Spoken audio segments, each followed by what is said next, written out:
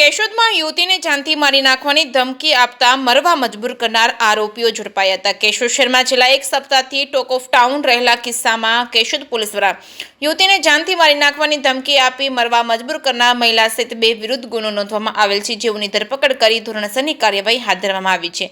ગત સપ્તાહે કેશોદ શહેરમાં બપોરના સમયે યુવતીએ ભર બજારે ફીણાઈ પી હાથમાં બ્લેડ મારી આપઘાત કરવાનો પ્રયાસ કરતા દોડધામ મચી ગઈ હતી। તાત્કાલિક કેશોદ સિવિલ હોસ્પિટલ ખાતે સારવાર અર્થે ખસેડવામાં આવી હતી। સારવાર આપી બચાવી લેવામાં આવી હતી। કેશોદ પોલીસ સમક્ષ યુવતી સોનાબેન કાસમભાઈ નુરમામન હોથી ઉંમર વર્ષ 21 રહેવાસી ગાંધીગ્રામ હાઉસિંગ બોર્ડ જૂનાગઢે નોંધાવેલ ફરિયાદ મુજબ કેશોદના ડીપી રોડ પર રહેતી મહિલા જ્યોતિબેન મેસવાણિયા સાથે ટેલિફોનિક વાતચીતથી પરિચય થયો હતો। સનાબેન વાંબાવાડી કાપડ બજારમાં કપડાની ખરીદી કરી રહ્યા હતા ત્યારે ધવલ ઉર્ફે ભૂરાનો ફોન આવ્યો હતો।